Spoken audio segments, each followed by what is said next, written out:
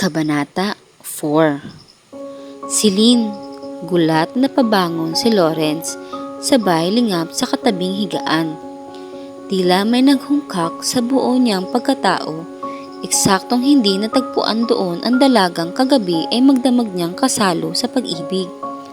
Silin, sabay tayo ng binata at puno pa rin ng pag-asang itinungo niya ang banyo upang alamin kung naroon ito.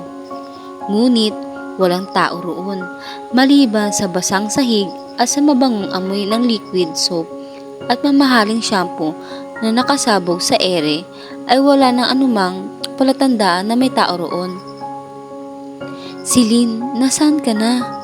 Tila may biglang nawala sa pagkatao ni Lawrence sa mga sandaling iyon habang pabalik siya sa kama.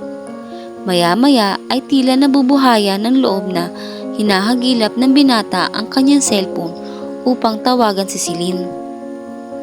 Ngunit nakailang dial na siya ay wala pa ring maliban pa sa out of coverage na voicemail message. Mula sa kabilang linya ay wala nang naririnig ang binata. Anong ibig sabihin nito, Silin? Nakipagkita ka lang ba sa akin para mabigyan ng gusto ko? Ano iyon? Just a one night stand? Ganun na lang ba iyon? Naiiling na sa loob-loobin ni Lawrence habang pinangmamasdan ang pulang mantsa sa kulay ng puting kubrekama. But she lost her virginity with me? Anong ibig sabihin yun? Ako ang una dapat ay mataranta siya, hindi ba? Dapat ay gumagawa siya ng hakbang para maitayo ang kanyang dangal. Hindi niya ako dapat takasan na kagaya nito. Hindi niya ako dapat pagtaguan. Naiiling na napasa po sa ulo ang binata at pilit na hinahamig ang nahungkang nakalooban. Silin, hindi ko alam kung ano ito, but I think you're the one I've been looking for. Someone like you, who can make my heart beat so fast. Iyon ang klase ng babae na babalisa talaga sa akin at matapos kong maangkin ay pananabikan ko pang lalo. Pero nasaan ka na ba? Bakit nawala ka na?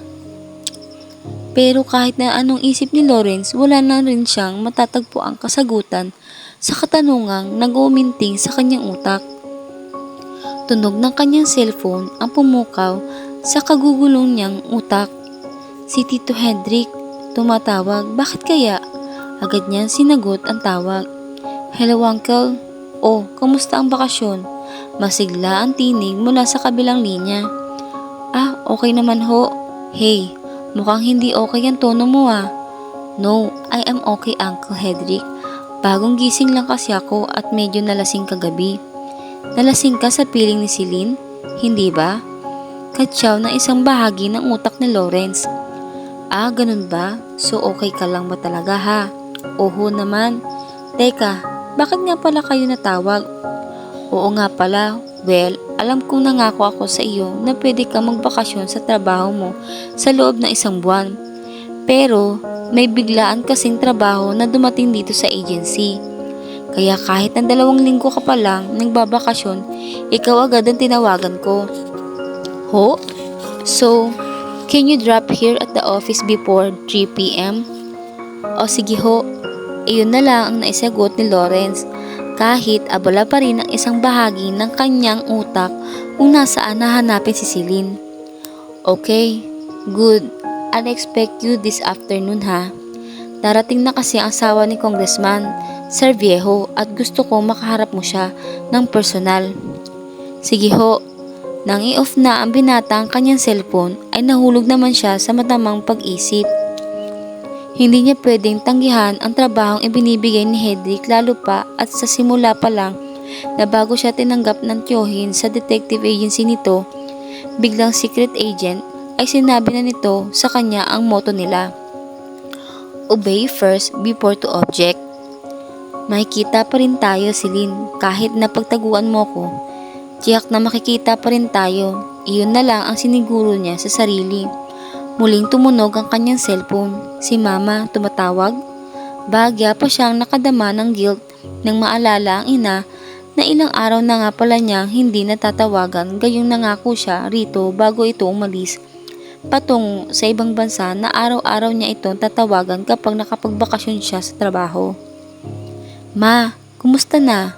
Malambing na bungad niya sa ina nang sagutin ng cellphone. Heto, okay naman. Kami ng papa mo rito sa Italy. Ikaw, you'd promise me that you'll call me everyday, hindi ba? May kalakip na pagtatampo ang tinig ni Hendrik mula sa kabilang linya. Yeah, I know that mama, but I'm sorry ha. Naging busy kasi ako, kaya busy sa babae? Ma, hindi. Pero tila lalong may kumuros sa guiltness ng kanyang puso. Ang totoo ho ma, may bago kasi akong assignment ngayon kaya tapos na ang bakasyon ko. Ganun ba? Hay, ewan ko ba naman sa iyo kung bakit ang pagiging secret agent ang nakahiligan mo. Nakakaya na nga ako sa tito Ismael mo dahil hindi ko siya matulungan sa pagmalakad niya sa Braganza Empire dahil talagang wala akong hilig sa negosyo. Bukod pa sa may sariling business ang papa mo, pati ba naman ikaw hindi makapag-commit sa kanya maging isa sa mahalaga sa empire? Napabuntong hininga na lang si Lawrence na sa sinabi ng ina. I'm really sorry for that ma, talagang wala akong oo na o siya, tama na. Yang paliwanag ha, alam mo naman na hindi ako tutul sa kahit na anong gusto nyong magkapatid. After all, alam ko naman ang feeling ng sinasagaan na pangarap sa buhay. Ang sa akin lang naman, baka magbago pang isip mo. Anyway, kung talagang kagaya ng Uncle Hendrik mo, ay pagiging secret agent ang gusto mo, so go on. Basta mag-iingat ka lang sa klase ng trabaho mo ha. Alam mo naman na medyo delikado yan, hindi ba? Yeah, of course. I'll do that, ma. Saka lang bahagyang gumaan ang kalooban ni Lawrence. Good, so bye na muna.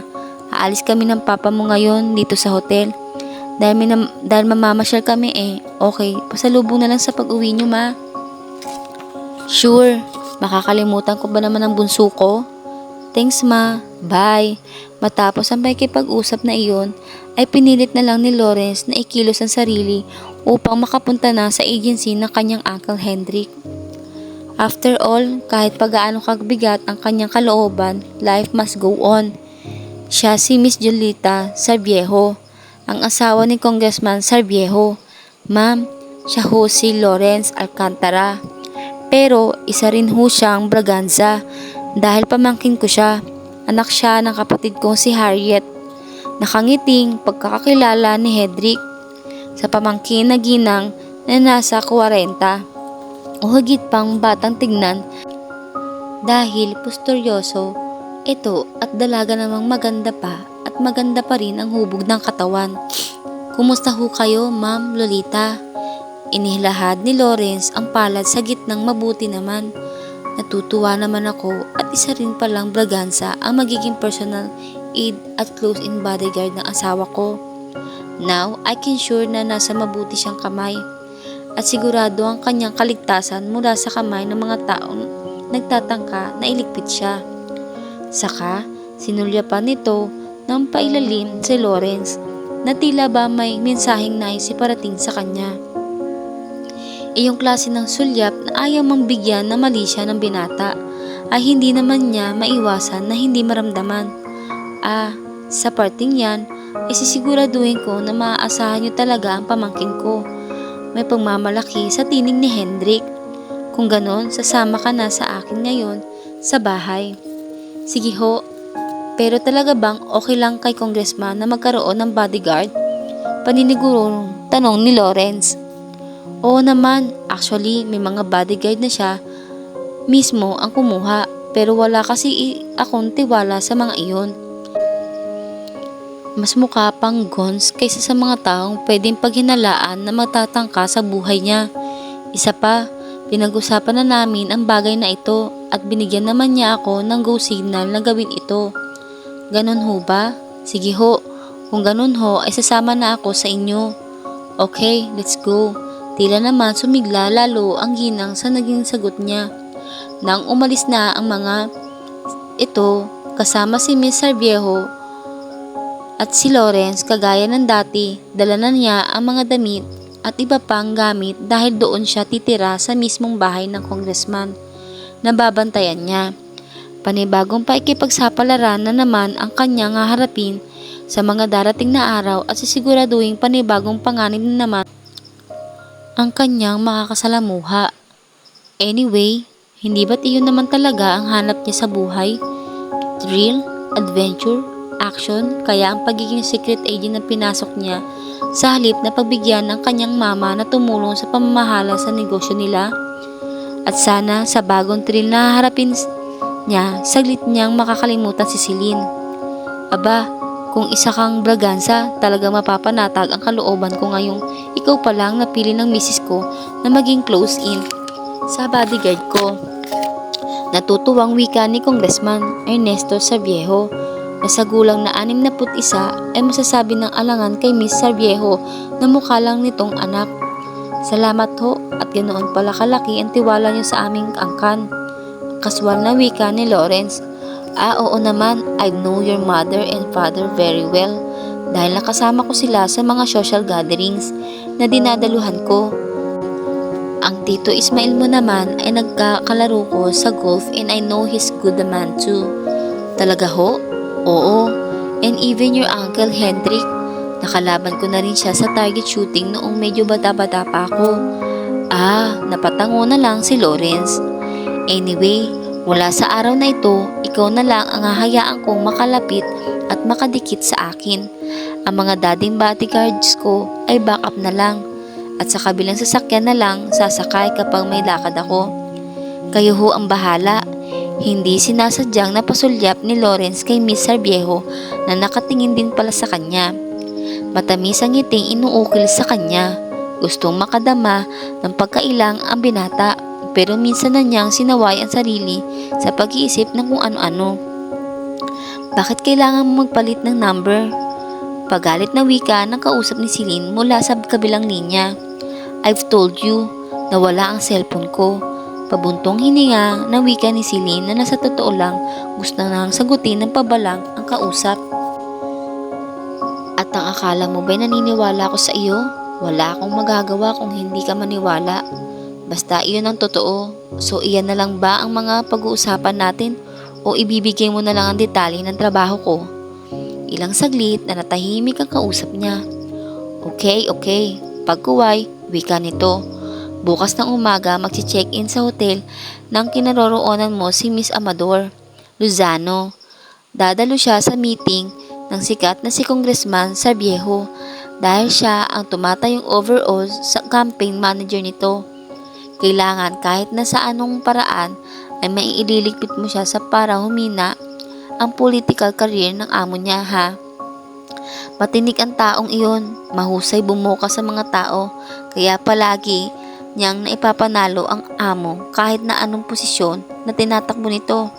Nagsimula na sa pagiging mayor, gobernador, congressman at sa nalalapit na panahon, tatakbo siyang senador. Bahagya na tigilan si Celine. Amador? Saan ko ba narinig ang pangalan na iyon? Nakikinig ka ba ha? Ha? Oo naman. So paano ko makikilala si Amador Lozano? I-email ko sa iyo ang lahat ng detalye tungkol sa kanya. Tandaan mo, hindi na siya dapat makadalo sa meeting na iyon. Kailangan unahin ang mga galamay. Ang kasunod ay ang pinakaulo. Bahagyang humalakhak ang kausap niya. Hindi kumibo si Celine. Pilit pa rin niyang inaalala kung bakit pamilyar sa kanya ang pangalang Amador. Are you still there? Asik na nasa kabilang linya. Oo, of course. Okay. I'll wait for your email. Okay. Basta siguraduhin mo lang na hindi ka papalpak sa trabaho mo ha. Bakit? Kailan ba ako pumalpak sa trabahong ibinigay mo? May asim din ang kanyang tinig. Well, wala pa nga. Pero sa isang ito, baka magkamali ka. Baka may natitira pang lambot sa puso mo. Anong ibig mo sabihin? I'm sorry. Hindi ako dapat magsabi sa iyo niyan. It's for you to find out. Pero kung hindi mo matatagpuan ang sagot sa tanong mo, mas makakabuti para sa iyo. Ano bang? Goodbye. Black Dragon, I hope na ikaw pa rin ang dating Black Dragon na nakilala ko noon. Ang pinalaki at hinubog ng samahan. Iyong walang takot sa kahit na anong uri ng mga pakikipaglaban. Walang imik magbaon ng mga sandata sa katawan ng kalaban. At higit sa lahat, walang puso, lalo na sa kaaway o kahit na sa kaibigan dahil wala kang kaibigan. Yun lang at wala ang tinig mula sa kabilang linya. Pero si Celine, ilang sandali rin na natiling nakatulala. Damn it, ano bang kaalugan ng buhay na ito? Ang buhay na ito, hindi ko kayang takasan. At sa mga sandaling iyon, gustong umiyak ni Celine. Pero pinigil niya ang sarili, hindi umiiyak ang Black Dragon.